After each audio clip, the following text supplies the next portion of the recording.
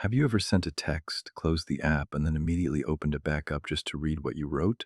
And then, 5 minutes later, you find yourself reading it again, analyzing the tone, the punctuation, and even the way the other person might perceive that one specific word you chose? Most people would call this overthinking or social anxiety, but psychology suggests something much more profound is happening. You aren't just being fussy with your words.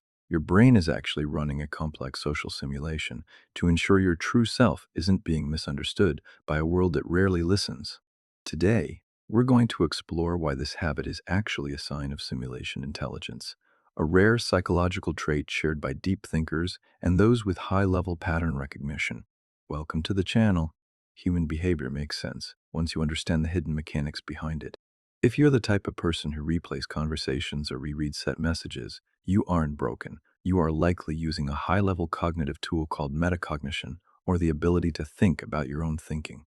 While others just send and forget, your brain is busy performing a brain glitch check, an internal audit of your social data to ensure your external reality matches your internal intentions. Let's dive into the 5 reasons why this habit proves you have a rare type of intelligence. First, we have to look at what your brain is doing when you hit send. For a rare mind, communication isn't just about moving information, it's about managing a social simulation. You are subconsciously running what if scenarios. What if they think I'm angry? What if I sounded too eager? This is a sign of predictive intelligence. You are using your past experiences, perhaps even childhood memories of being misunderstood, to predict a future social outcome. Your brain is essentially a high powered computer running thousands of social scripts at once to find the one that keeps you safe and connected. The second reason is your M shaped future mindset. You value depth over speed. Deep thinkers often feel like 10 lifetimes wouldn't be enough to express everything they truly feel, so they become obsessed with clarity. When you reread your messages, you are looking for communication leaks, places where your meaning might have been distorted. This is common in people who grew up in environments where they had to be the quiet observers, learning that one wrong word could lead to conflict or rejection. For you, a message isn't just a text, it's a piece of your identity you're sending out into the world. Third, rereading your messages is actually a form of neural pathway auditing. Every time you've been misunderstood in the past, your brain created a warning pathway. By rereading your sent messages, you are effectively trying to calm that pathway by proving to yourself that you did, in fact, communicate clearly. It's a self soothing mechanism, similar to how some people replay the same song to feel a sense of control over their emotional state.